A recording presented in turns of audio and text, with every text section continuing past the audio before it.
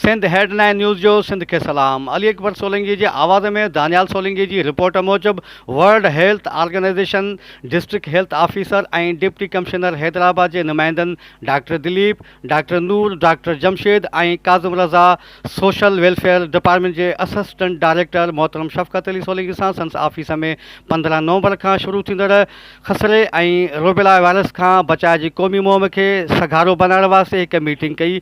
Meeting में United active सीबीओज़ network Hyderabad बाराड़ी के समूरी तंजीमुन, मारवी समाजी तरक्याती तंजीम की ज़ेब निसामल्ला, पहले तरक्याती तंजीम की सदर Farhana Solanki, Rahmatullah Solanki, young social welfare association के Mohammad Ali Sheikh, rural development organisation council के मुमताज़ कोरी, सिंध सुरहान चैरिटेबल ऑर्गेनाइजेशन के Mohammad Rahim Solanki, Indus young social welfare association के अब्दुल्ला विसर, RDHO के मकबूल मला ऐं ॿियनि शिरकत कई।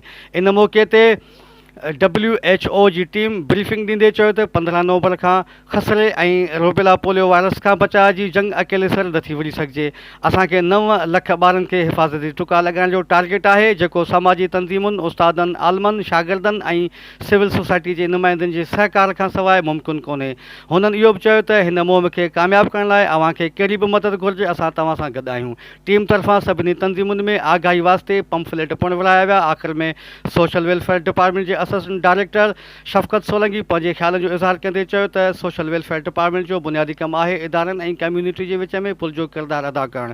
हिन इहो बि चयो त मूंखे फ़ख्रु आहे त मुंहिंजे तहलके हैदराबाद बाराड़ी जूं तंजीमूं इंतहाई जाखोरी ख़ैरख़्वाह ऐं हर क़ौमी मुहिम में शाना बशाना कुल्हो कुल्हे में मिलाए हुकूमती ऐं फ़िलाही इदारनि सां गॾिजी पंहिंजे हिसे जो कमु कनि थियूं। हिन वधीक चयो त असां हर मोड़ ते अव्हां सां हिन क़ौमी मुहिम में गॾु आहियूं।